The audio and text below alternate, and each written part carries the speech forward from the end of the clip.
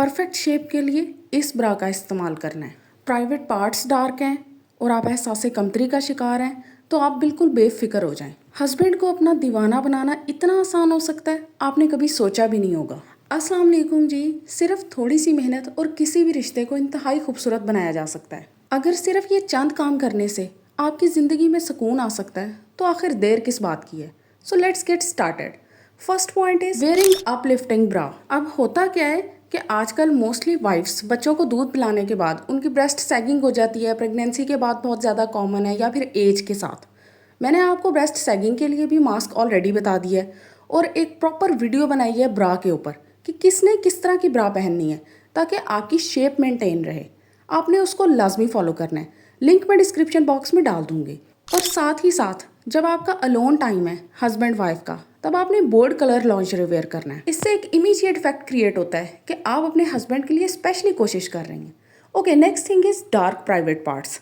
अब ये कोई ऐसी चीज़ नहीं है जिसको सोच के शर्मिंदा हुआ जाए या फिर एहसास कमतरी का शिकार हुआ जाए, लेकिन होता ये है कि कहीं ना कहीं हम अपने माइंड में इस चीज़ को लेके परेशान रहते हैं, क्योंकि प्रेगनेंसी की वजह से, हार्मोनल चेंजेस की वजह से और ब्रेस्ट फीडिंग की वजह से जो हार्मोनल चेंजेस आते हैं, हर चीज़ का लिंक कहीं ना कहीं हमारे प्राइवेट पार्ट्स के साथ होता है और उनकी कलरिंग चेंज होती रहती है।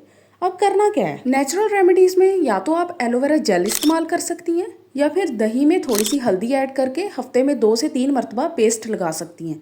लेकिन अगर आपको गारंटेड रिजल्ट्स चाहिए और वो भी जल्दी, तो फिर आप ये क्रीम परचेज़ करें, private parts whitening cream. Organic Bloom की ये क्रीम है और बहुत अच्छी है। आपको पता है मैं किसी भी चीज़ को जल्दी रेकमेंड नहीं करती, ख़ासतौर पे इस तरह की इंटीमेट क्रीम्स को, लेकिन इसके रिजल्ट्स बहुत प्रॉमिजिंग हैं और कोई भी साइड इफ़ेक्ट्स नहीं है। आपने रेगुलरली इसको अपनी स्किन पे अप्लाई कर लेना है और अच्छे से एब्जॉर्ब कर लेना है। इसका लिंक मैं डिस्क्रिप्शन बॉक्स में डाल दूंगी। अच्छा, एक बात का लाजमी ख्याल रखा करें कि कोई भी इंटीमेट क्रीम आपने वेजाइना के अंदर नहीं लगानी होती, सिर्फ प्यूबिस पार्ट पे लगानी होती है या फिर अंडर आर्म्स में। Next is using gua sha. बिल्कुल महंगा नहीं होता, दराज से भी मिल जाएगा, टेमू से भी मिल जाएगा। लिंक्स मैं डिस्क्रिप्शन बॉक्स में डाल दूंगी। बहुत ईजी टू यूज़ है, इसके बहुत ज़्यादा फ़ायदे हैं। एक तो इससे सर्कुलेशन इंप्रूव होती है जिसकी वजह से आपकी स्किन को एक रेडिएंट ग्लो मिलता है। सेकेंडली, रेगुलर यूज से आपकी स्किन टाइटनिंग होती है और रिंकल्स रिड्यूस होते हैं। Okay, next one is dress to impress. आपको पता है कोई ना कोई 1 या 2 ऐसे ड्रेस ज़रूर होते हैं जो आपके हस्बैंड को पसंद होते हैं। हो सकता है कि वो आपको स्ट्रेट वे ना कहें, लेकिन आपको भी आइडिया होता है कि ये जब मैं ड्रेस पहनती हूँ ना तो मेरे हस्बैंड मेरी थोड़ी बहुत तारीफ या फिर उनकी बॉडी लैंग्वेज से आइडिया हो जाता है कि उनको ये ड्रेस पसंद आया है। तो आप उस ड्रेस को ओकेजनली वेयर किया करें। ऐसी चीज़ों को हस्बैंड्स ज़रूर नोट करते हैं। उनको इससे आइडिया होता है कि मेरी वाइफ मेरे लिए अच्छा दिखने की कोशिश कर रही है, और ये बात वैसे ही अगले बंदे के मूड को फ्रेश कर देती है। Okay, next is be an active listener. Girls, ये बहुत ही इंपॉर्टेंट चीज़ है। आपने हमेशा कोशिश करनी है कि बोलें कम और सुने ज़्यादा, क्योंकि औरतों की आदत होती है बोलते रहना और दूसरे की सुनना ही ना। जब आप ये चीज़ करेंगी ना, मैं आपको शर्तिया कहती हूँ कि फिर जब भी आप कोई ज़रूरी बात करेंगी, आपके हस्बैंड आपकी बात को ना सिर्फ सुनेंगे बल्कि पूरी तवज्जो देंगे और आपके प्रॉब्लम को सॉल्व करने की कोशिश करेंगे। और सुनने का मकसद ये नहीं है कि आपके हस्बैंड बात कर रहे हैं तो आप फ़ोन यूज़ कर रही हैं या फिर कुछ। ऐसा नहीं करना। आपने उस वक्त अपने सारे काम छोड़ के सिर्फ हस्बैंड की बात पे तवज्जो देनी है।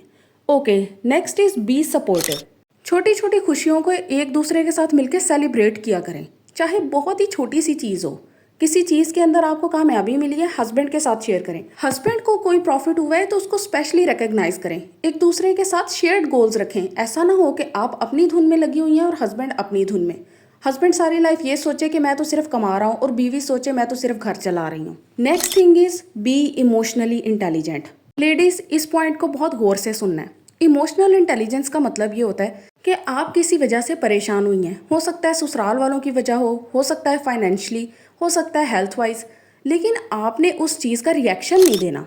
आपने उस चीज़ के बारे में ना अपने हस्बैंड से कम्युनिकेट करना है और कभी भी उसे ये नहीं कहना बात शुरू करते हुए कि यू ऑलवेज, तुम हमेशा ऐसे करते हो, बल्कि बात शुरू करते हुए आपने कहना आई फील, कि मुझे ऐसा महसूस होता है। इस छोटी सी चीज़ से आप इमोशनली इंटेलिजेंट हो जाएंगी और आपकी लाइफ खुशियों से भर जाएगी।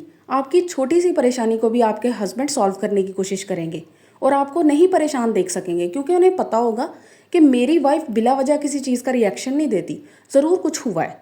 Okay, finally you have to be appreciative. एक ग्रेटिट्यूड जर्नल स्टार्ट करें।